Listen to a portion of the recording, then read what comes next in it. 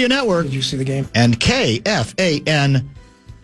2 minutes, 1 second past 3 Central Standard Time. Welcome back. Monday edition, bumper-to-bumper show on a pretty balmy Monday afternoon here in the Twin Cities of Minneapolis and St. Paul. Have we cracked 50? Looks like a high of 47 is what I have on my screen, with a snowami apparently headed our way for Wednesday. Guardsy's back. I'm back. We are on the same show for one consecutive day. You're out again tomorrow, I'm assuming, on your way to Indianapolis, your favorite town? I am not. What? I will be on my way to Indianapolis, but I'm not leaving until after the show tomorrow night. Impressive effort. Yeah, I will be on the 8:36 flight out of MSP. The team is leaving in the afternoon. I'm going separately. Very impressive on your part. We appreciate that because your game is Wednesday day. Yeah, right? you can do some live listening. That's what I thought. Yeah. See if you whine about the officials too. I might. Which is I did a little possible. bit on Saturday. We're playing the Huskies again. Yeah, rematch from last week. From the other week. And are we even on the NCAA tournament bubble, or are we going to have to work our way into the NCAA? We are in barely. Okay. Well, depending on who you ask. That's true. It's not unanimous. We are in, according to the preeminent bracketologist, barely. We are one of the last 4 teams in at the moment. Okay. One win would have gone a long way in the last couple of weeks against one of these better teams, and one win this week would go a long way. Where is the fire, Guardsy? That is the question I want to start this program with. We'll give you details on our guest lineup today. We're in a hurry, right? I use W with a capital W. We're all in a hurry. We all want to get to the next big thing. We want to be the first to recognize the next big thing. We're prepared to debate with other people about who or what represents the next big thing, correct? To the point where, especially in your favorite league, the National Basketball Association, there's an ongoing debate that we have been in the group that has kind of mocked and ridiculed about who's the face of the league, right? LeBron got in on it, causing more controversy after hearing that Ant said he didn't want any part of being the face of the league, blah, blah, blah. And it goes on and on and on. May I submit to you, we're all too much in a hurry when it comes to this, who's the next face of whatever the league might be, but certainly the National Basketball Association, because is it not accurate to say that if you, I don't know what the right way would be to measure this. Would it be a poll? Would it simply be a little bit less scientific? Reactions before, during, and after games? If you go all the way across every National Basketball Association city and town? I don't know what the best way would be to get it done. But this struck me when I saw a piece, a sports story in the Wall Street Journal. Here's your headline on this thing, because it all connects. The NBA's biggest rivalry was dead and buried. Then 2 trades in 5 days brought it back to life. Subhead. At the start of the season, Steph Curry and LeBron James were closer to their farewell tours than to an NBA championship. Then a pair of blockbuster trades changed everything. Did they really? We don't know yet. We know that since those 2 trades were made, the Warriors look rejuvenated and the Lakers look absurd. Lakers are up to the number 2 seed. Right now, if the season ended today, they'd be the number 2 seed in the Western Conference playoffs. Who's the star for the Golden State Warriors? Steph Curry. Who is the star for the Los Angeles Lakers? At least the star who got there first before Luka. LeBron James, right? Is it not fair to say that amongst the broadest number of NBA fans,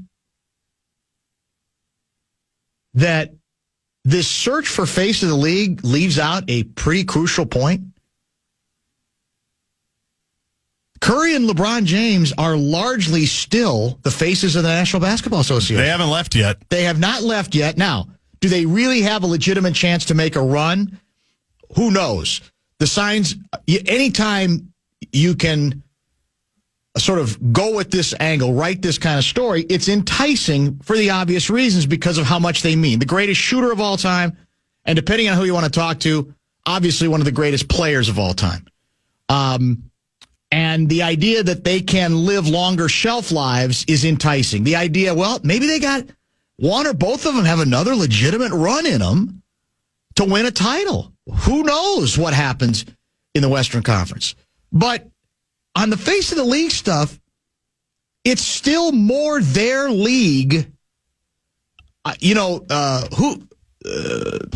Scalabrini is on in the morning on Sirius XM NBA. He travels everywhere, right? Because he's a Celtics color analyst. Broadcaster, correct? Yep. And he says, look, you go around the league, when I got to get to games early, obviously, all the bit. The people who move the needle the most continue to be Steph Curry and LeBron James. Period. End of story. So why are we in such a hurry that we got who's the face? Who's going to be the face? It's still them. And how did they establish themselves as the face? Would you say there was a morning debate on one of the ESPN shows, and they resolved this as their debate question? Who's going to be the face? Who would have been the faces of the league before LeBron and Steph? And Steph, who would it be? Kobe. Kobe would have been perfect. One of them. Absolutely great. That's the name I'm looking for. So did they have a meeting where they go, okay, now it's LeBron and now it's Steph, or did it just organically happen?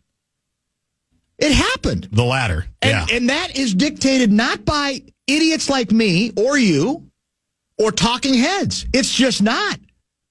It's by the population. I mean, good example. Most people would say right now the best player in the National Basketball Association is Joker, correct? The best player. Yep. Would he be classified as the face of the league? I don't think so. Probably not. A lot of reasons for that. Maybe language is some of them, but some of it is in a certain sense, he doesn't capture the imagination of people the way those two individuals, for various reasons, who've been around longer, obviously, as well. Won more titles. Did. Exactly it. Face of the league is not necessarily best player league. That, to me, is why all the Caitlin Clark blowback has been stupid. Right? Because Caitlin Clark, I think most people would say, right now, at least coming into her second season, doesn't go into her second season as the best player in the WNBA. Probably not. But she's the face of the league, or a face of the league, because everywhere she plays, they move the games. They're building new stadiums and arenas in some places, exactly. I think. Or they want to. So it's not decided by us. That's why the debate is so stupid, and why it shouldn't matter whether Ant wants it or doesn't want it, or LeBron wants to step in it or say, well, everybody gets ripped anyway. Why would you want to be the face of the league? Face of the league is not best player in the league, right? That's just, those, I think, in the popular imagination, tend to be two different things for complicated reasons. In Curry's case, I think it was always this belief that the average Rube could more easily identify with him, in that he had a skill. He didn't look particularly athletic. He wasn't a 7-foot guy, skyscraper kind of a player with thunderous dunks. He's this little guy. Yep. Who looks like, if you just walked up to him on the street, would say, just this little guy. Right. What does he do for the Warriors? What does he do? Exactly. And he has developed this incredible skill, so it's almost more relatable, even though it's not, because no one has ever shot the basketball with the skill that he has shot it with, right? Steph Curry. So, and LeBron's case, you put him in a different category because I guess how young he was when he came up. He was a face from before he got to the NBA. That's very true. Right? With SI and having his high school games on ESPN. Very, very true. He was the chosen one at the time. So why do we have such a hard time like I said, right now, Joker's a better player than Steph Curry. Right now, definitely. He is a better player than LeBron, although LeBron is playing unbelievably well, especially lately, rejuvenated from the LeBron you saw, who you were ready to give up on that day. I wasn't the only one. And you weren't the only one. There were people saying it's over. It's done for LeBron. Affiliated with the Lakers. And now he's been ridiculous. He's become one of the most productive players in the league once again, doing stuff that you go, how is this possible for a 30-year-old, let alone a 40-year-old?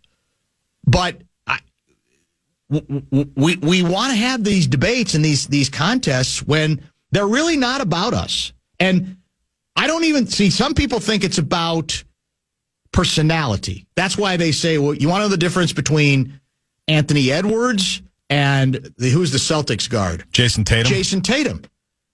Well, Anthony's more the face of the league because Anthony shows more of his personality. You get more of a sense of who he is, etc. That's all true, but I'm still not sure that's the key to it so much as it's what people over a period of time gravitate towards.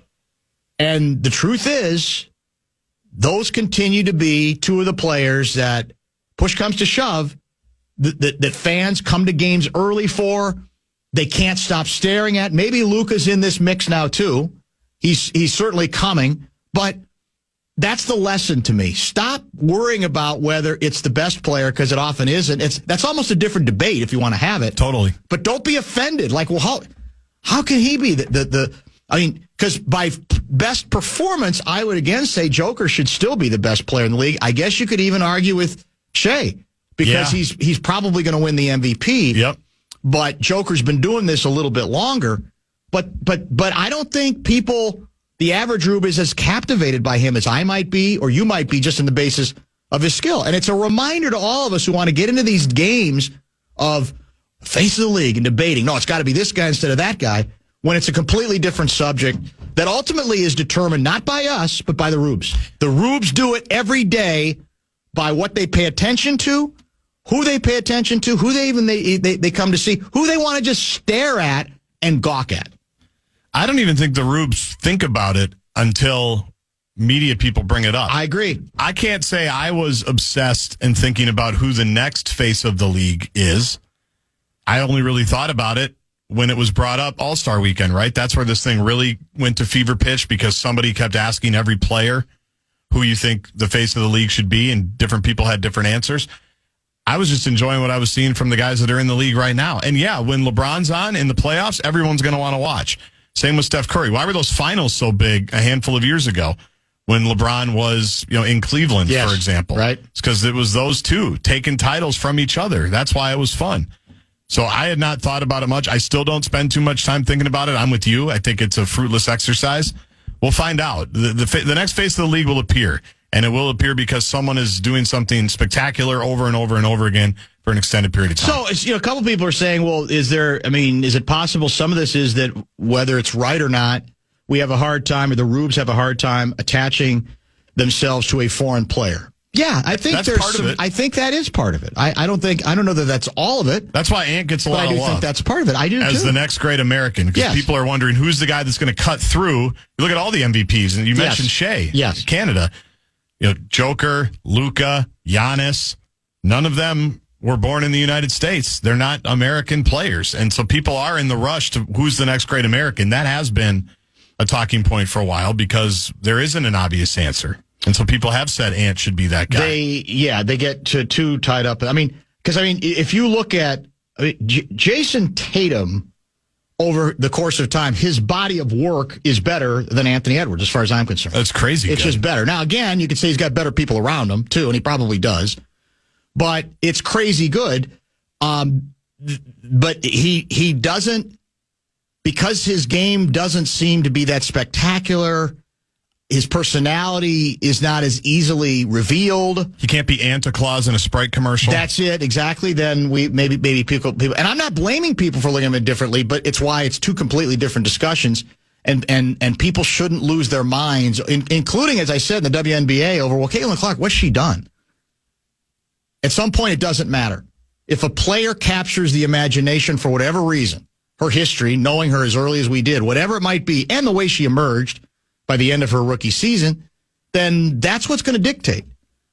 And it's as true of the NBA as it is the WNBA, and there are several examples. I'm late for our first pause. Let's get a break in. We will prepare. We'll give you the guest lineup, as I said, and we got a lot of ground to cover today and plenty of time to do it. Stay tuned.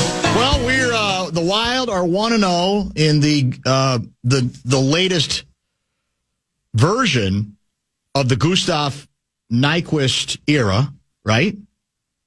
And the Minnesota Timberwolves are 1-0 in the new era of Anthony Edwards, back post his one-game suspension that cost him a game in Salt Lake City against the Utah Jazz. That's all you could ask. If we want, we just go forward. We don't think about the past in either case, and we just say we're starting fresh with the Nyquist acquisition and the Edwards return. Can we just leave it at that and act like there's no past before then? Nothing else had happened previously that we have to concern ourselves with? Can I throw in Julius Randle's back? That's true, too. He got back yesterday. We have some baggage with him, too, from how the season has gone. Do we give him a fresh lease on life as well? That's what I'm wondering. Do we just say, all right, it's all new. You're starting from zero. Not starting from -9, like perhaps some of us have put you. Not sure. Then again, is it possible that we're ignoring the elephant in the room? And by that, I mean, when you think elephant in the room, who better to identify it and reveal it than a former Minnesota Timberwolf by the name of D'Angelo Russell, who appeared with Kat on, is it Russell's podcast? Is it Kat's podcast? I think it's D'Lo's. Is it somebody else? Everybody's got a podcast except me. Except you. I'm the only one left for now. And there was an interesting exchange between Kat and D'Lo that starts out with Kat sort of describing what he remembers about trade day and where his head was at and whether he was prepared to start training camp hitting the ground running. But then there's a great moment of deviation where, and this will shock people, D'Angelo Russell made it about himself. Let's listen to, what is it, about a minute? Minute and a half? No, it's about 2.5. 2.5 minutes.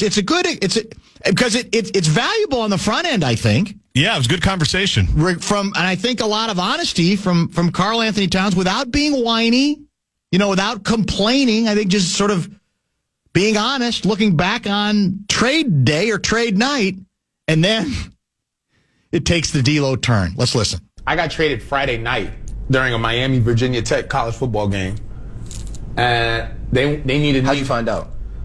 Tim, I think you told me they didn't tell you. Yeah, or they didn't tell me. No.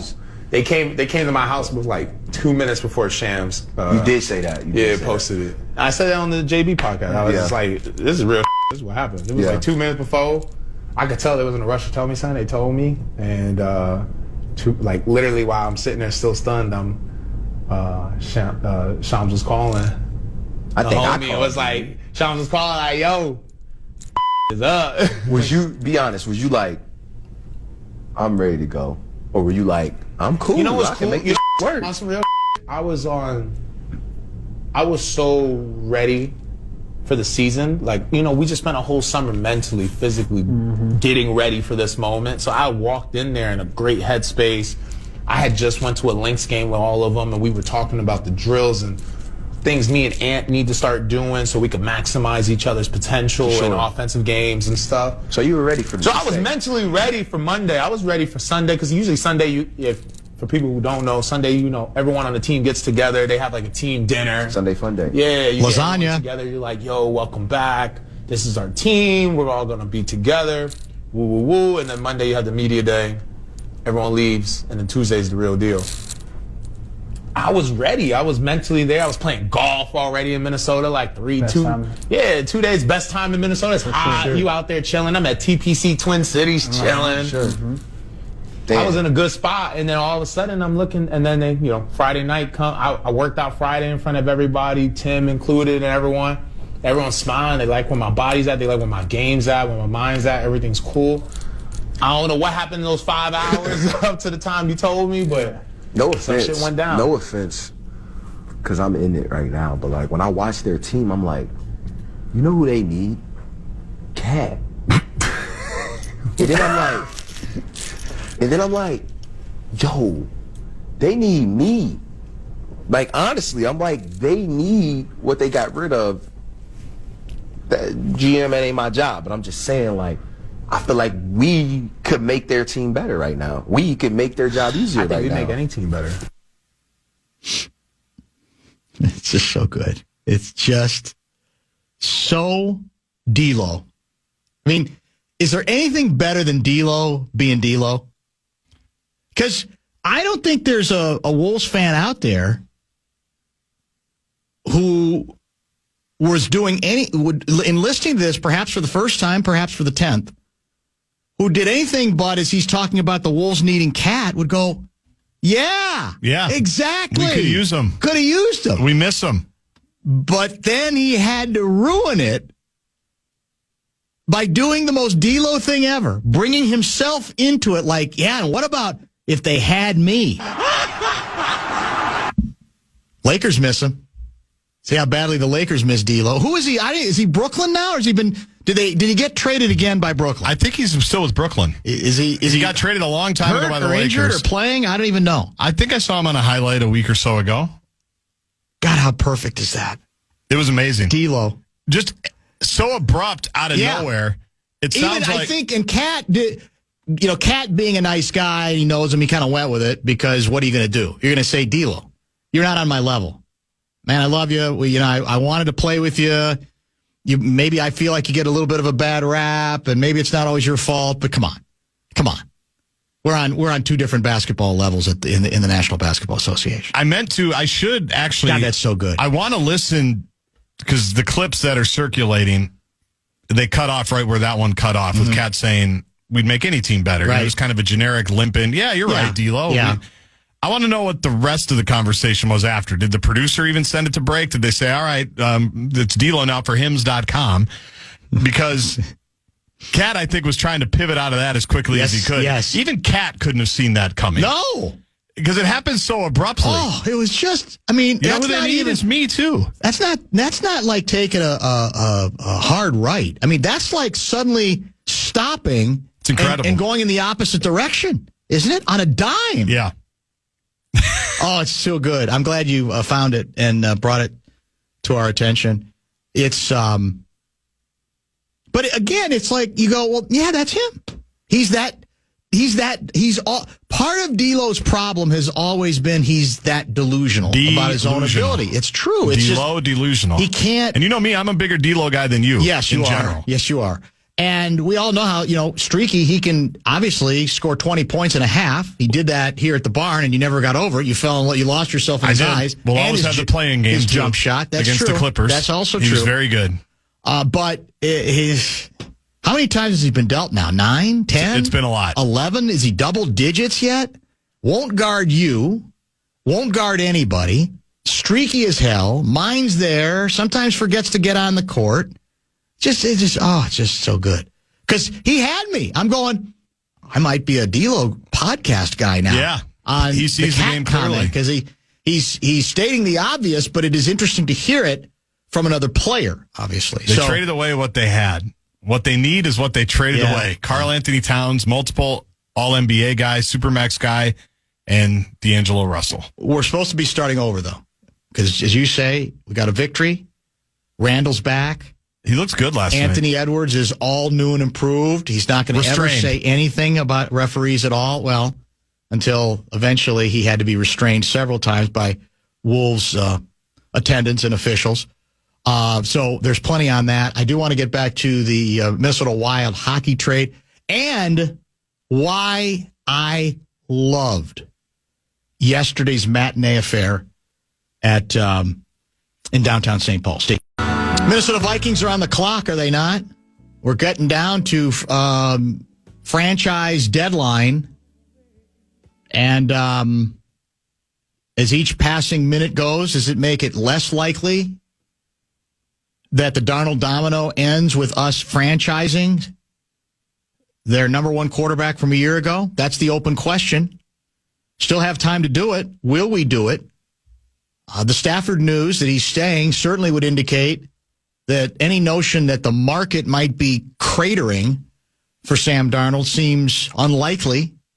Too many quarterback-needy clubs. And I'll be honest, I think there's greater reason to believe that this dream that's okay will bring Danny Dimes back. I wouldn't count on that right now. I think somebody's going to convince themselves, again, out of desperation a little bit, that if we can get a hold of Danny Dimes, he's got the physical tools. There's no reason he cannot be at least a serviceable National Football League quarterback if we put the right people around him. So I'm beginning to think more and more, you're going to get your wish. JJ's going to be the starter. Okay. And we're going to come back with your guy, Nick Mullins, as the backup this year. Oh, man, another year of Nick Mullins. I think that I just think on Dimes, I'm not saying they're going to blow him out of the water for money, but I think they're going to offer more than we're not going to want to offer much at all, right? Don't you think we're going to want to give, we'll give you $10 million for a year or 2 years for 20? Yeah, that's probably right. I don't think we're going to go above that. And I think he can do better than that. I think there'll be a team. In fact, who did I read was Cleveland Browns among them, sniffing around Danny Dimes. Now, sniffing around doesn't mean you're doing anything. But again, I'm not here to endorse him so much as I'm here to say the league has too many desperate teams at the quarterback spot. And he's got some ability. I think he's got some ability. He's got to get I think he's got to get better coaching. He's better off on a good team than he is a bad team, and I don't know if there's any good teams. I mean, the Browns, well, I guess the Browns aren't awful, are they? Defensively, they're not considered awful. Right. Also, and we try to warn people about this because they get so aroused by, look at the list of possible offensive linemen we can get our hands on. And a good example was Trey Smith, the Pro Bowl guard for Kansas City. And it was, how good would he be? He'd be good in the interior part of our maligned offensive line on the interior. Well, guess what? This was actually, I think, 3 or 4 days ago. The Chiefs, speaking of franchising, they told him or informed his agent that he will indeed be franchise tagged. Now, I guess you could say, well, that doesn't mean maybe they'll trade him. We don't have any picks. We don't have any picks to give, and chances are they're going to keep him because he's good. And so having a bunch of money and having the names that go, God, we can fill in every box and shore up every weakness, it's never that easy in the National Football League. And I'm guessing maybe he's bitter because he's not getting a long-term deal, at least not now. But he's also back with one of the best teams, not rated highly, according to the NFL. Bad locker room situation. Bad locker room situation, no ping pong tables, the whole bit. But nevertheless, he continues to get to play for a very good head coach, a very good quarterback, and I guess the tight end says he's bitter about the way it ended. So he is indeed going to come back for another season, Kelsey. So isn't the question, though, on the Darnold thing, do you then, because of everything you just laid out, that there is going to be some type of market, do you franchise him? I do, yes. I think I lean that way. You got to trade. We're going to franchise you, we're going to trade you. And let's say you don't get a 2. With Gessling, we talked Friday. You were, I think, out. Gessling said best case scenario he thinks would be a 2. Now, is that optimistic? Maybe. But it'd be great if you could get it. And what if they just need picks? What if it's a 3? Then it's an asset. It's something out of the deal. And the money we don't get stuck with the money if we trade them. So exactly. I think, more and more that's what I think. Although I think the prevailing wisdom around town is more that they're just going to say, we go see what you have. See what you have. We laughed with you. We cried with you, but we just don't want to mess with it at all. So we'll see exactly how that goes. People they get obsessed about the $41 million part. The $41 million part would go if he's traded. Now, correct. The risk, I guess, is I said to Gessling Friday, my assumption is no matter what the rules are, you can explore off the record what teams would be willing to give, right? Yeah. And you'd want to be as specific on that as possible because you don't want to be left. It's clear they don't want to be left holding the bag. And I guess that's the risk. What if a team changes its mind or a team says, we decided we're not going to give you as much. You can't really hold us to it because there was nothing official about those conversations. In fact, we would get in trouble if anybody knew we were even having those conversations. I guess. I don't know. But I just think it's set up, especially with Stafford not going anywhere, that I would be shocked if there's not a market for him. A couple of teams, but certainly one that would be willing to, and then you're back to, okay, like you said, what do we have, 4 picks right now? 4 picks. And they want more if you listen to anybody that was at the Combine last week, because 4 picks is not enough. Yeah. And the only way you do that is either trading players. Correct. Or trading back into the draft, which we know we don't always. We hated it when Rick Spielman did it. We hated it when Kwesi did it the first time he could, when he traded back from 12 to whatever it was, 29 or 30 to draft Lewis Seen. That's the only way you accumulate more picks is you trade back down, or you trade players that have some value. Are you aroused by the return of Gustav Nyquist for your Minnesota Wild? I mean, aroused is a strong word. Yeah. But they had to do something, and he at least knows where the locker room is here. He knows the system. He knows the fellas. But, yeah, they had to do something. That was Guerin's message. Actually, that was the way it was interpreted within the locker room. I think it was a quote from Gus Bus saying that he took the message as our GM is trying to stand by us and say, I'm not giving up on you. And that, look, I may be accused of talking out of both sides of my mouth because one of my frustrations with the Twins at the deadline last year was they did nothing. And whether players wanted to acknowledge it or not, that does send a really, really foul-tasting message to the clubhouse that we don't really give a damn. Do what you're going to do. We don't really care. And again, ultimately, the players that were going to matter more were already here. We get that, but I still think there's something to trying to help your team. Okay, it just seems that it would be intuitive that that's what you'd want to do when you're in the position, first place that the Twins were in at that point. On the other hand, I don't know. This feels like kind of doing something to do something. You don't give up a 1, but you give up another 2. He's a rental. He ain't, realistically, he's not coming back. He's had a crappy year. He was good for you guys a year ago. Maybe it'll help that he's on a better team and he can be energized. Rejuvenated, but it strikes me as, okay.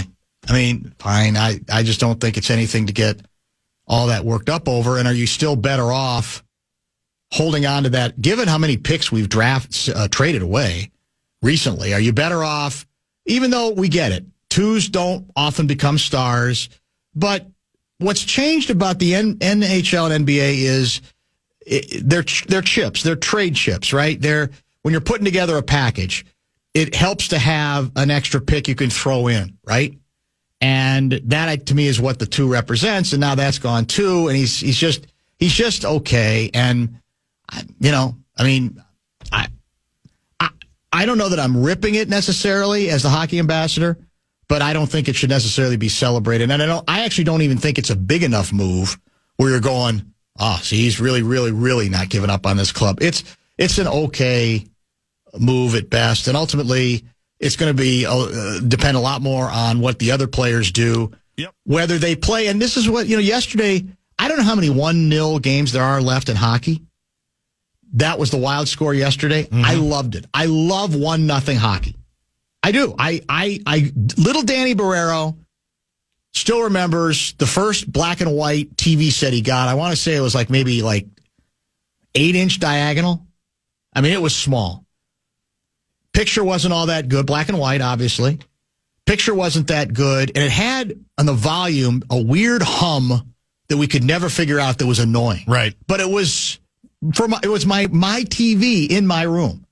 First one. So I loved it. And it it had one of those earplugs where it was like as long as the room itself. Like you plugged it in at one end and it extended for miles. You had a big living room. Well, and this was in the bed. I know, but you needed it. You needed it. And so it's 10 o'clock at night and I'm watching the Blackhawks on WGN taking on the LA Kings or whoever, a West Coast game. I loved 1-0 tight, close, defensive games. I loved it. So they did the Wild sort of remind themselves of what the kind of team they have to be, right? In this period where they're not probably likely going to score 5, 6, 7 goals a game. It is also interesting. So I loved it. I loved yesterday's game, start to finish. Now, was it all great hockey? No, not necessarily, but it was a tighter sort of game, which is exactly what this club needed. And we also found out from Guerin, he's saying, if you're holding out hope that we're going to have a big move at the deadline because we're going to have extra money, don't, because he is saying he expects both the injured stars, Eriksson Ek and Kaprizov, to play before the end of the regular season. Correct? Yeah. You don't want to give a day because he wants to be more vague than that for obvious reasons. But he did no longer hinted that, hey, there's a good chance 1 or 2 of these guys will never see the light of day before the playoffs. And that's where I wanted to go when you were talking about the Gustav Nyquist move. Those are the types of moves that they're going to be able to make. Every other trade that they could possibly make, it's essentially got to be dollar for dollar going in and going out. Right. The cliched hockey trade. That's a great phrase this time of year. It's going to be a hockey trade because it's just got to be player for player. And I think he did a good job of kind of warning everybody off of that and saying, this is our team. And we talked about it on Friday on the TV show because I think Thursday night, I can't remember who they played, Utah, right? Yes. Their head coach and got killed. Said we didn't show up. We didn't have the compete level. And when they're going to be outmanned as much as they are, because just by definition, who's not in their lineup, the one thing you can't have is the lack of effort and intensity and want to and understanding of how you have to play. Right. So that's why yesterday they have to play. It's not going to be pretty. Nor should it be. Nor should anyone expect it to be pretty. But the players have to understand that. And the expectation is you've got to be committed to play that certain way because that's the way you have to win right now. You can't win it the way you maybe were winning in November and December. You've got to find a different way. And that does suck for you because I'm guessing it isn't as much fun. No. And it does take more effort to be tight defensively and make sure you're blocking shots, the whole bit. But that's the position that they're in right now because of the injuries. About what year do you think it was when you got that TV? That would have probably had to have been, let's see, 67. I would say like that would have to be like 64 or 65, right in that range. So I don't even know. It was tiny. That's all I remember about the TV. And it was definitely black and white. It was not. We didn't get our first color TV till we moved to Chattanooga, Tennessee, later in the 60s. But yeah, this was it. But again, it doesn't matter how small it is. It's my own TV. Exactly right. Right? It's just there's nothing like it. I like those TVs in the 90s, 80s and 90s that were the little handheld TVs that you could bring on road trips. Yes, those are great. And they had the super long antenna, and you just held it in your hand like your phone. Yes. And I remember those. I remember being on long road trips like in California. Reception could be challenging. Well, that's the bit, if you're driving in the Arizona mountains, you're probably not picking up KTAR or whatever Channel 7 is there, and you just got to keep scrolling until something comes in like it's a scrambled cable box that you're stealing illegally. And you have to hope that something, and again, there's 4 channels that you can watch on that thing, whatever their local TV is. And you have to hope that Wheel of Fortune's on or there's some type of game.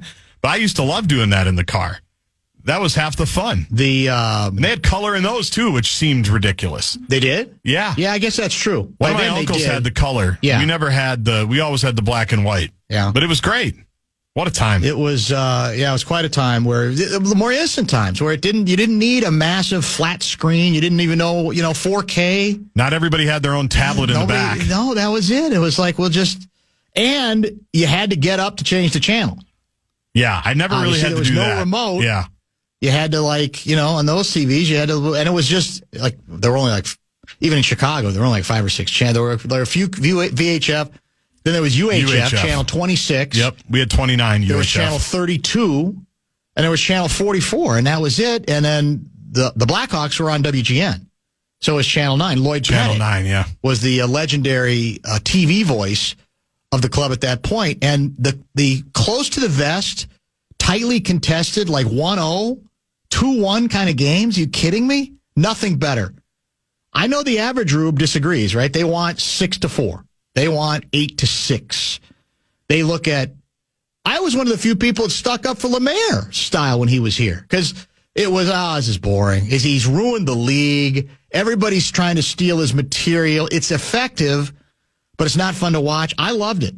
I had no problem with the Lemaire, the Jacques Lemaire style. It was pretty successful. Louis will be with us tomorrow, as usual, we hope. Yes, he will be. It's state tournament week, you know.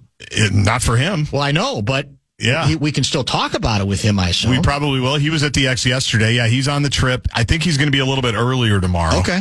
Because of the time change, and he's probably got a fancy dinner before the game or something like that. So, yeah, Luigi's back. We got that tomorrow. We got Johnny Athletic coming up. He's our only scheduled guest today, right at the top of the hour? Correct. And he wasn't in Phoenix, was he? He was on part of the trip. He went Oklahoma City to L.A. That's it. I don't think he went on to Phoenix, but I mean, I know he watched last night, and he has written extensively about the ongoing Anthony Edwards saga. Here's what. So that's coming up at 4. Here's what bugs me, and I've already gotten the texts about it. That the fact that the foul on the Edwards on the Beal obvious push that ended up being turned into was it a flagrant one? Is that what they called it? I think so. I don't even know. They just call it a common foul. No, because he shot an extra free throw. That's right. So I think they did flagrant one. Yeah, I'm not sure. So yeah, was that obviously a bad call? Yes, but because we're fixated because we don't watch any other teams, we think that never happens to any other stars, and that's demonstrably false. It was a bad call. It was missed. There's no question. Amazingly missed. It wasn't even close. But it believe it or not, it does happen. We just don't fixate on it. We don't care about it because it's not our team. And that's where I'm still not convinced he's figured it out yet because he was absolutely ready to lose it. And he had to be restrained about 4 or 5 times. And that's going to be the test. You know, he obviously played really well. What did he end up with? 44 points. Yeah, he was great. He played with an ease, and that's the ease that we play with against Phoenix because it was very obvious. Easy. Everything looks easy. I'm not going to count on it because this is a team we obviously have mastered, and this is a team that right now, as they proved in the playoffs last year, has given up. They're done. Durant, he ripped the club afterwards. So.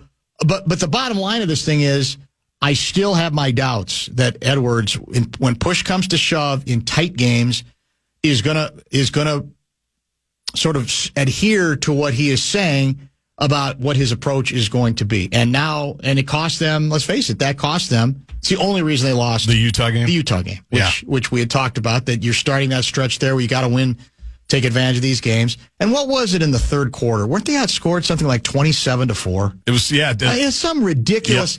Yep. And again, there's too many stretches in games, often early, but even in this case, third quarter, where you go, I don't care who's out against that team, and Markkanen I don't even think played, that can't happen, right? That just can't happen. And obviously, realistically, you'd think they probably would have won that game if Edwards had indeed been in it. And maybe it won't matter. Maybe they're about to go on a roll now. We'll see. They need to. Because they absolutely need to at this point. It's below 500 teams forever, and Denver mixed in a couple of times. That's it.